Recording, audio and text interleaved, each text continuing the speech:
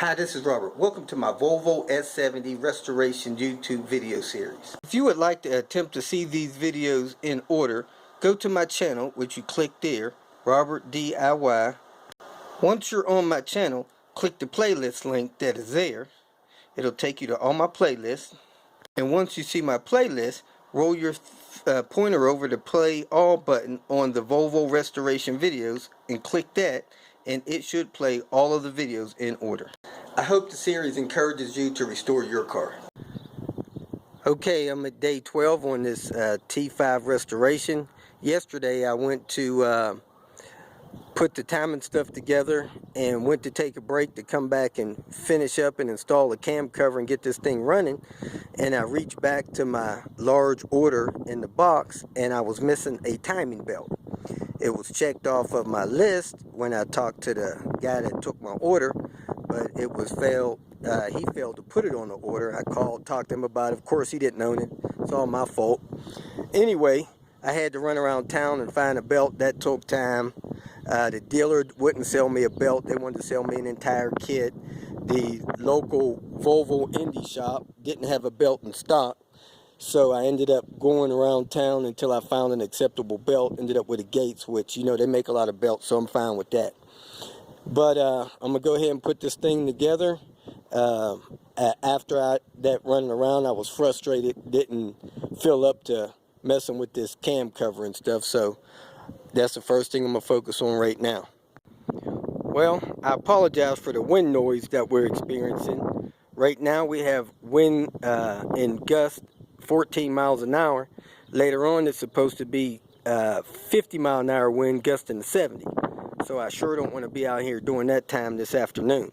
So the camera's going to be a little noisy. Hopefully you can still hear everything. And again, apologize for the wind noise. First order of business, get this cam cover on. I'm going to go ahead and clean this surface up with acetone one more time. I see a little dust on it. And then I'm going to wipe the cover off in the back of my car, apply the anaerobic sealant, set it on here, and get this thing tightened down. Okay, I got my head wiped down with acetone, bottom of my can cover wiped down with acetone. I put a little grease in the journals so my cams don't start out dry. Before the oil gets through these holes and lubricates them, you can check those ports on both sides. Stick something small down there, make sure that it comes out on the other side and those ports are not blocked. Now when I roll this anaerobic sealant that I have, and I'm using a Loctite brand, never used that before. I have used a different type, but it is anaerobic sealant. I'm gonna roll it on thin with this little styrofoam roller, and when I get up on this end with these little ports, I'm just going to put a little bit on there because I don't want to clog those little ports. So put it on sparingly, one coat, and then set it in place, start bolting it down. Not sure how much I'm going to need, but I put about half of it in the rolling pan. Now I'm going to roll it over the cam cover.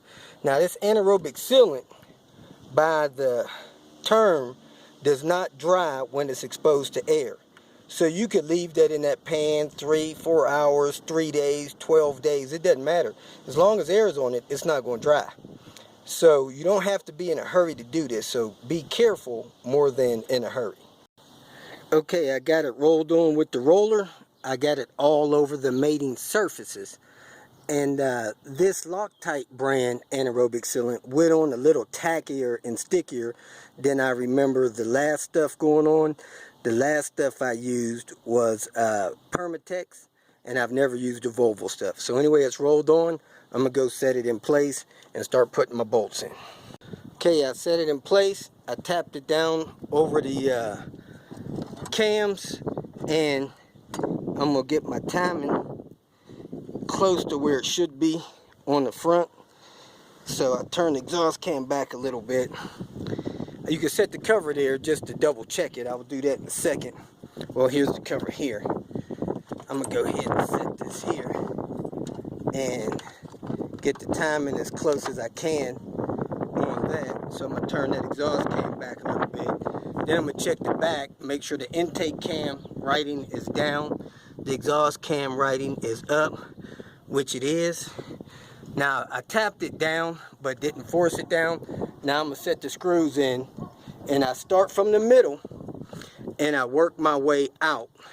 I'm going to go 1, 2, 3, 4, 5, 6, 7, 8, 9, 10, 11, 12. Work my way out like that. I'm going to draw the screws down until they touch the cover, finger tight, touch the cover, then a half a turn. And I'm going to go out and draw the cover down with the screws. I got all the screws set in their holes. Now I'm going to go ahead and start putting them down.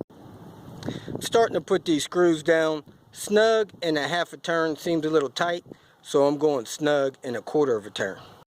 Now the front of the cover is real close to being all the way down, and the back is up a lot, so I'm not going to be tightening these a quarter turn because they're close to their torque spec. Once they all get down and snug, then I'll torque them.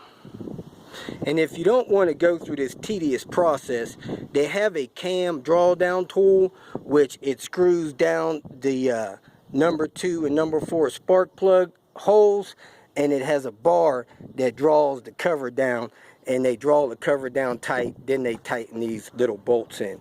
So you could do it like the pros do it, or you could do it nice and slow and tedious like I do it. Okay, I got all the bolts snug down. About the third time across, this side was tight where I couldn't hand screw them in, snug them down anymore. Then the fourth time across, these started getting where I couldn't turn them by hand anymore, and then I just had to work that side down. So now I'm ready to torque them. The manual I have says to torque them to 15 foot-pounds. I know that's wrong. That's too tight. So I believe it's 15 inch-pounds. But anyway, you can verify that. I'm torquing them down to about 6 foot-pounds.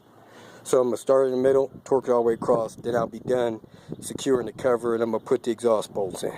Okay, I'm put the new oil cap seal on the oil cap, and I'm going to put the oil cap on. Lessen the chance of dirt getting down in there while I'm doing other things. I'm also going to go ahead and put the spark plugs in and tighten those down, torque them down. Some people I usually put anti-seize on the spark plugs, but they say you don't have to because they have a coating on them to stop them from seizing up in there. But I'm going to screw them down in there to stop dirt from getting down in there. And I do realize that I made a mistake. I didn't put my thermostat housing on before I installed the head, which is not good. It's going to be harder to get that on, but I'm going to have to do it anyway. So after I get those exhaust manifold bolts in, I'm going to go ahead and put that thermostat housing on. Here are my spark plugs, genuine Volvo. It says 800 series, 5-cylinder turbo, and they actually look like platinum plugs when I'm accustomed to putting copper tips in here, so we'll see how that goes.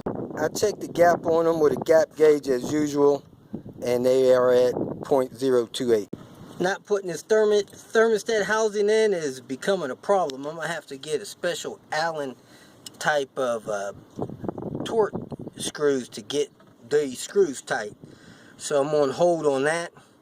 I put the oil trap box in.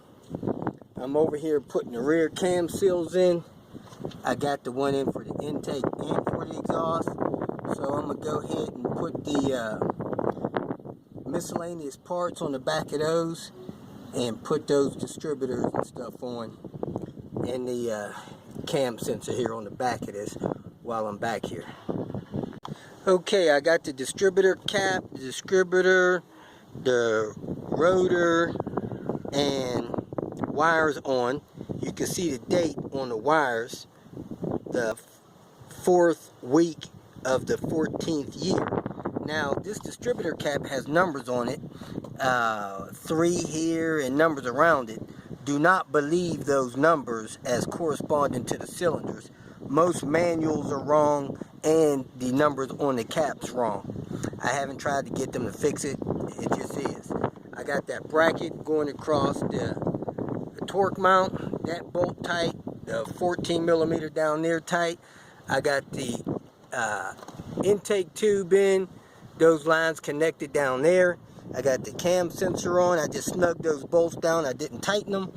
And now I'm going to put the intake tube stuff in here, set the battery in, and I'm going to go take a break for lunch so I can pick up those tools, eat lunch, come back and hook up the heat shield on the back and the timing belt stuff.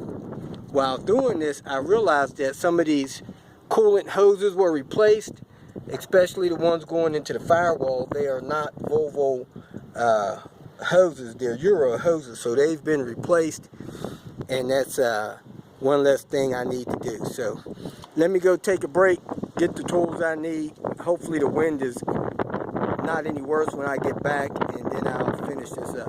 I wanted to point out in here that there's very little of that anaerobic sealant coming out of the seams of this head. I used it sparingly and very little is coming out, so you don't have to put too much in there. Okay, went and got these bent Torx. I hope they solve my problem with my thermostat housing. Wanted to make it easier to flush out my coolant system, so I don't want to wait for it to warm up to open up. So I routed out this thermostat, and I'm going to put this thermostat gasket on it, and then I'm going to put it in the housing. You know, just snug the housing down, do my coolant flush, then remove this and put the new thermostat in. I was able to get my thermostat housing secure with those new tools. Not sure when or how this happened, but my connector for my temp sensor is gone. So I'm going to plug those in individually. Then I have my intake manifold gasket in place. I'm going to set my intake down on there, route this through there, secure this bracket down here a little bit more, get it snug so that it's ready for the bottom bolt, and I'm going to go ahead and install my intake manifold. And when I get it lowered down, I'm going to plug this in before I actually hook it on, because it gets hard to reach in there and get that on afterwards. Okay, I set the cover on the head and I align the cams so that the marks are lined up. Then I'm going to verify the marks down on the crank is still lined up. And then I'm going to work on getting the timing belt put on. But since I got all this wind and dust blowing, I'm going to put this fuel injector rail on first. Well, I'll stop for now. I got to run a couple errands, take care of a couple things. But I wanted you to see the mountains out in the distance. Normally you can see those mountains clear as day. But right now, as it looks like there's kind of like a fog out there. Well, that's not a fog. That's actually dirt blowing in these 40, 50 mile an hour winds. If you feel that this information was beneficial, please like it and share it with your social media friends. You can also subscribe to my channel so that you can get notification of future videos that I post. Visit my channel. I have all types of do-it-yourself videos there. You can leave questions here and I'll try to respond to them as quick as possible. You can also visit my website at robertspinner.com. Thanks again for watching.